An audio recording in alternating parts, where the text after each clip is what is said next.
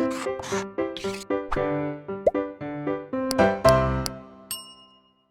Students, welcome back to Blueprint Digital. आज की इस वीडियो में हम पादप कोशिका तथा जंतु कोशिका में अंतर यानी कि difference between plant cell and animal cell के बारे में पढ़ेंगे। वीडियो को स्टार्ट करने से पहले हमारे चैनल को सब्सक्राइब करें और बेल आइकन दबाना न भूलें, जिससे हमारे लेटेस्ट वीडियोस की नोटिफिकेशन आपको प्राप्त होती रहे। अब हम आज के टॉपिक पर आते हैं। पादप कोशिका और जंतु कोशिका दोनों ही यूकैरियोटिक सेल्स होती हैं, अर्थात उनमें एक सुविकसित केंद्रक और अधिकांश कोशिकांग यानी कि झिल्ली से घिरे हुए समस्त कोशिकांग उपस्थित होते हैं। लेकिन यूकैरियोटिक सेल्स होने के बावजूद भी प्लांट सेल में और एनिमल सेल में यानी कि पादप कोशिका में और जंतु कोशिका में अनेक अंतर होते हैं। इनमें से कुछ प्रमुख अंतर हम अब पढ़ने जा रहे हैं। सबसे पहला जो अंतर है वो है कोशिका भित्ति यानी कि सेल वॉल। पादपों में कोशिका भित्ति उपस्थित होती है जो सेलुलोज की बनी होती है, जो रिजिड होती है, डेड होती है और फ्रीली परमिएबल होती है, जबकि इसमें अनुपस्थित होती है। पादपों में एक सेल वॉल प्रेजेंट होती है, लेकिन जंतुओं में सेल वॉल अनुपस्थित होती है। जंतुओं में जो सबसे बाहरी लेयर होती है, सबसे बाहर की तरफ जो स्तर प्रेजेंट होता है वो प्लाज्मा मेम्ब्रेन होता है, लेकिन प्लांट्स में प्लाज्मा मेम्ब्रेन के बाहर की तरफ सेल वॉल प्रेजेंट होती है। दूसरा जो सबसे प्रमुख अंतर है वो है नंबर 2, लवक यानी कि प्लास्टिड।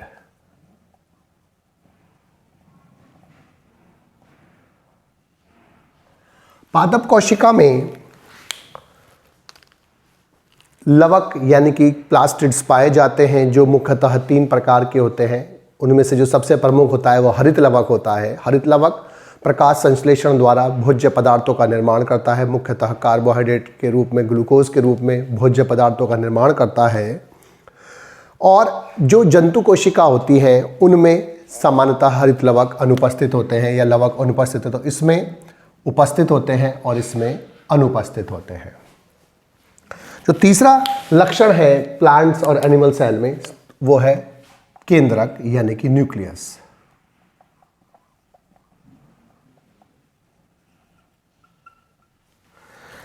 जो प्लांट सेल होती हैं उनमें एक बड़ी रिक्तिका प्रेजेंट होती है, बड़ी वैक्यूल प्रेजेंट होती है।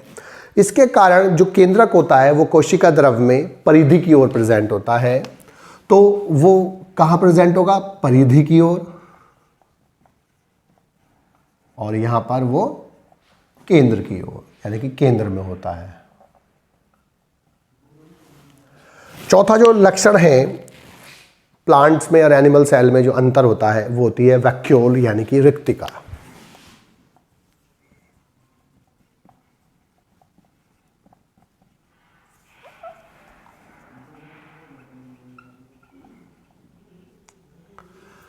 जो पादप कोशिका होती है उसमें एक बड़ी वैक्यूल प्रेजेंट होती है, जबकि जंतु कोशिका में या तो वैक्यूल अनुपस्थित होती है या बहुत छोटी होती हैं। बहुत छोटी छोटी होती हैं, एक से अधिक होंगी नॉर्मली अगर होंगी तो वो, और अनेक होंगी बहुत छोटी छोटी होंगी। जो वैक्यूल होती है प्लांट सेल में, अगर ये एक प्लांट सेल है और इस प्लांट सेल में तो सबसे बाहर की तरफ तो सेल वॉल होगी पहले तो, और यहाँ पर एक बड़ी वैक्यूल होगी, और इसीलिए यहाँ पर जो केंद्रक होगा वो साइड में उपस्थित होगा, परिधि की तरफ प्रेजेंट होता है। और इसके अंदर एक द्रव भरा हुआ था, तरल भरा होता, फ्लूइड भरा था, इसे हम बोलते हैं सेल सैप। और इसकी जो मेम्ब्रेन होती है वो कहलाती है टोनोप्लास्ट। इसके अंदर जल और अन्य ऑर्गेनिक और इनऑर्गेनिक, कार्बनिक और अकार्बनिक पदार्थ घुलित अवस्था में पड़े रहते हैं। इसके बाद जो नेक्स्ट है वो है लाइसोसोम। लाइसोसोम। सामान्यतः पादप कोशिका में अनुपस्थित होते हैं।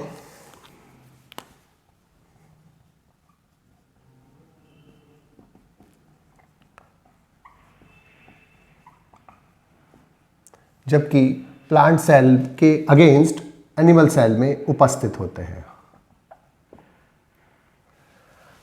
लाइसोसोम का जो काम होता है वो होता है पाचन में सहायता करना, और लाइसोसोम में 50 से ज़्यादा पाचक एंजाइम यानी कि हाइड्रोलाइटिक एंजाइम या डाइजेस्टिव एंजाइम प्रेजेंट होते हैं।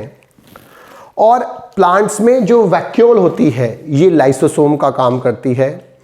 इसीलिए सामान्यतः पादपों में लाइसोसोम्स अनुपस्थित होते हैं, और जो जीवाणु होते हैं उनके अंदर पेरिप्लाज्मिक स्पेस लाइसोसोम का काम करता है। पेरिप्लाज्मिक स्पेस कौन सा होता है? जीवाणुओं में इस सेल वॉल और इस सेल मेम्ब्रेन के बीच में जो स्पेस होता है इसे हम पेरिप्लाज्मिक स्पेस बोलते हैं। तो जीवाणुओं में ये पेरिप्लाज्मिक स्पेस है वो लाइसोसोम का काम करता है, जबकि प्लांट्स में लाइसोसोम का जो काम होता है वो सेंट्रल वैक्यूल करती है। इसलिए इनमें प्लांट्स में सामान्यतः लाइसोसोम्स अनुपस्थित होते हैं। इसके बाद नेक्स्ट है संचित भोजन यानी कि रिजर्व फूड।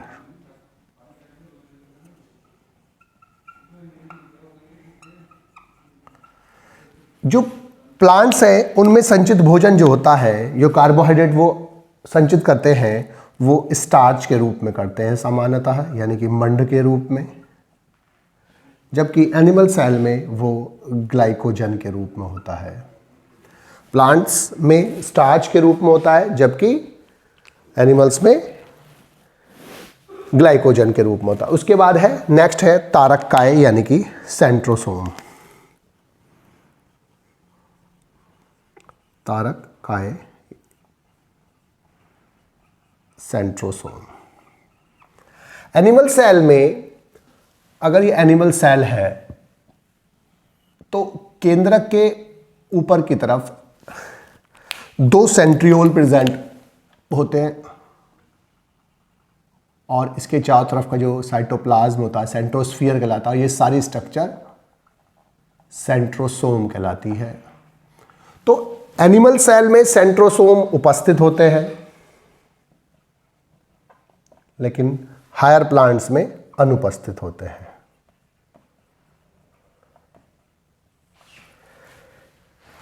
इसके बाद जो साइटोकाइनेसिस है, नेक्स्ट टॉपिक है, इसमें नेक्स्ट अंतर है कोशिका द्रव विभाजन।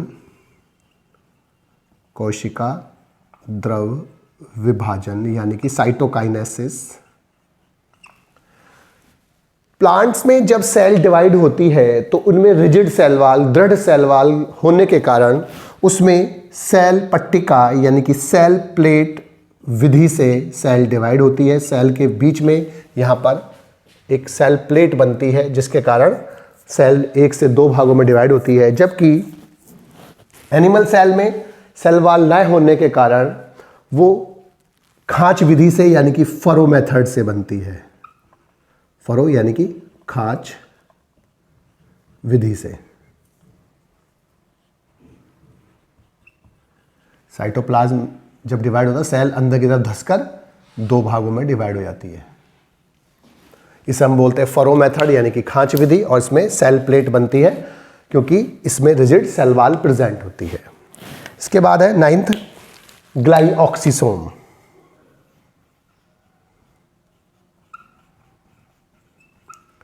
ग्लाइऑक्सिसोम एक ऐसा कोशिकांग होता है जो प्लांट सेल में उपस्थित हो सकता है,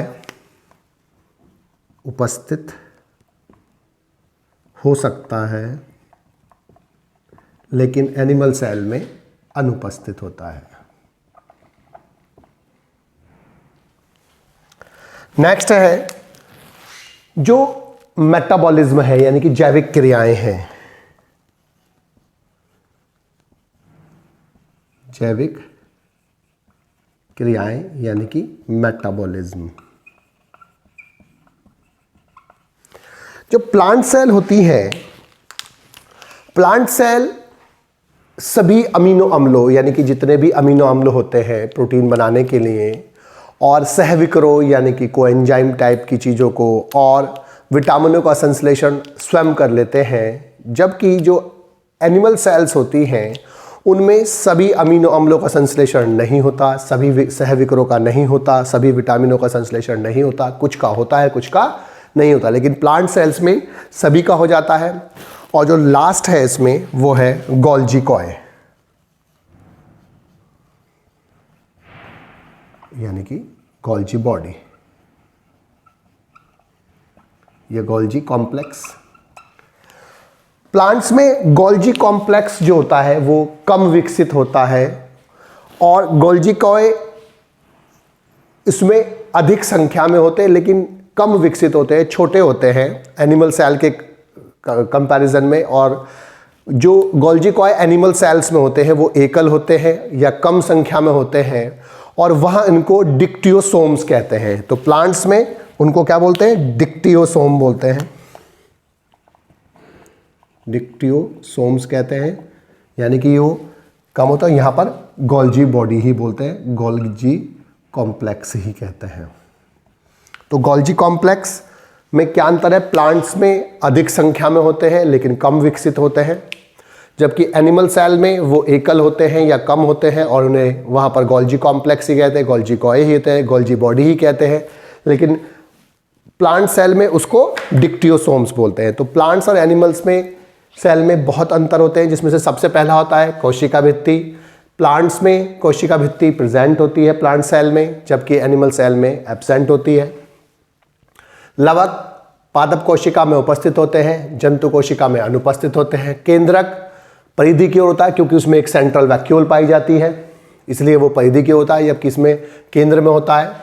रिक्तिका वैक्यूल, इसमें एक बड़ी वैक्यूल होती है प्लांट सेल में, जबकि इसमें या तो अनुपस्थित होगी या बहुत सारी छोटी छोटी होंगी। लाइसोसोम इसमें सामान्यतः अनुपस्थित होते हैं क्योंकि इसमें जो सेंट्रल वैक्यूल होती है वो लाइसोसोम्स का काम करती है। जीवाणुओं में पेरिप्लाज्मिक स्पेस लाइसोम का काम करता है, लेकिन एनिमल सेल्स में लाइसोसोम्स उपस्थित होते हैं। संचित भोजन स्टार्च के रूप में होता है, मंड के रूप में होता है, इसमें ग्लाइकोजन के रूप में होता है। तारककाय सेंट्रोसोम इनमें अनुपस्थित होते हैं, इसमें उपस्थित होते हैं।